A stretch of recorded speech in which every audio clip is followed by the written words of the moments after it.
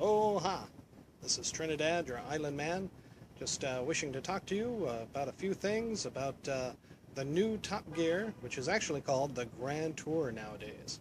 As you can see, I'm here in front of the exotic car lot over here in Honolulu off of, what is this, Kapiolani and Cook Street.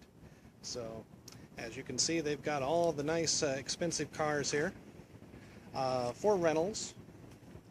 And also for, for purchase, if one is so inclined. Of course, anybody who lives here in Honolulu, I don't know why you would go ahead and purchase a car like this, because you can't really drive it anywhere. Plus, if you hit any of these potholes or speed bumps along the road, of course, it's going to bottom out your car. But that's not what we're here to talk about today. We're here to talk about the Grand Tour, starring Jeremy Clarkson, Richard Hammond, and James May. For all of you who may know, they were formerly associated with a show called Top Gear. Top Gear, being a British show, filmed there in England, in the UK, was a fabulous show that was on for 22 years. I believe they're still attempting to make it. Over here it comes on, in the United States it comes on BBC America. But I haven't seen it for a while. I know that they had taken over with a couple of new hosts. Chris Evans, as everyone says, the non-Captain America, because there's can't be any more than one person with the name Chris Evans. But seriously, and Matt LeBlanc had started to do some of the hosting duties since essentially James May got canned or let go from the BBC. Not officially fired. But as a result, they started their own show on Amazon. If you have Amazon Prime, it is free. For your $100 a year for free shipping, to go ahead and watch. And they are on episode 3 tomorrow, Thursday or Friday, when it comes out.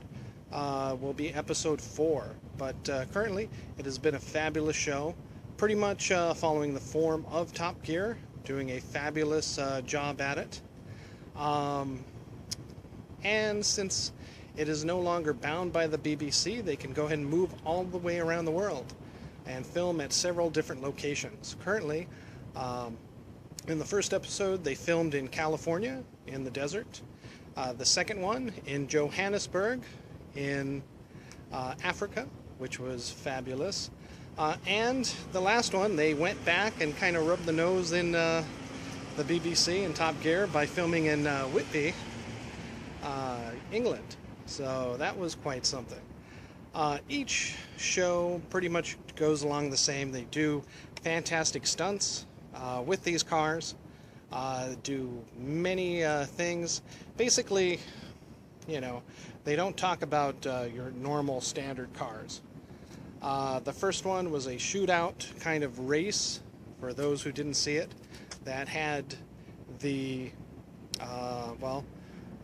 basically a Ferrari, a special Porsche 911, and a McLaren that went and raced against one another, which the BBC was never able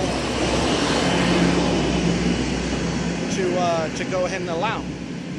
But on their own private show, they were able to go ahead and do it. And we found out that the Porsche 911 was the fastest among the three, followed up by the Ferrari, with the McLaren being the last in place by like 0.5 of a second. So not really very much, but it was enough to pretty much get bragging rights against Jeremy Clarkson. The show, like I said, has been very good. If you haven't checked it out, check out, the Grand Tour, especially if you love cars. I compare these three to essentially, if anybody listened to, National Public Radio on Sundays or Saturdays, a show used to come on with Mel and Roy Mayatsi called Click and Clack, the Tappet Brothers. And essentially they'd talk about all automotive things. But it was mainly car repair. This one doesn't deal with car repair so much, but it's along that same vein of humor and excitement with cars. Basically, anything that you like about cars. These guys, they love cars. They have tons of cars. They get these cars, do outrageous things with them, race them around tracks around the world, donuts, you name it, whatever. And it's so good to see that they're back. The three have an amazing chemistry and comedic timing, and it shows that they love the work that they do. Like I said, they've been all around the world, so as kind of a car documentary show, it's quite outstanding.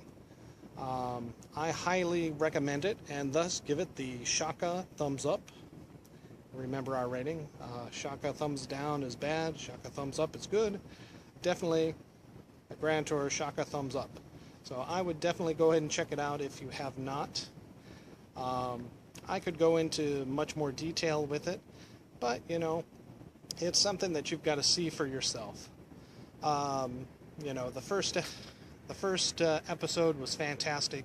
Had a wonderful opening, basically talking about Jeremy Clarkson getting canned from the BBC and coming all the way to America, California, to redo the show, and it did a fantastic job. That opening scene of episode 1, where they're racing across the desert, is fantastic. The second one, Johannesburg, beautiful area. I kind of wish they'd done a little bit more in Johannesburg. On Top Gear, they used to do a kind of a little, I guess maybe one show out of the season would show off a country and the outback of which it was. Here, it's more of an audience participation thing for these different settings, which is kind of nice. So it does give everyone a chance to, see a live show, at least, the presenters presenting what they'd previously filmed, at the tracks and stuff with their car. But yeah, they're not going to drive no Toyota Celicas down the road. They're definitely checking out the more intense cars, and it's a beautiful thing to behold. And again, like I said, the comedy for these three is outstanding. So I would definitely go ahead and check out Top Gear. Kind of live vicariously through these three people driving these fantastic sports cars that we'll never be able to own or buy, the majority of the public. But, like I said, here is a location in Honolulu where you can at least rent and dream of owning one of these cars and drive it around for yourself. Again, I wouldn't recommend it. I mean, it's a lot less viable just to drive it around and do all that. Like I said, the potholes will take out any of these cars. Speed bumps. It's truly impractical. Only one place to really drive it around. The H3, maybe the airport viaduct. You can kind of cut loose for that quarter of a mile, but only if the cops aren't there to harass you. So definitely not a wise thing to own one of these cars. You might get lucky and drive it a little bit, but you can never really open it up like you could back in the mainland.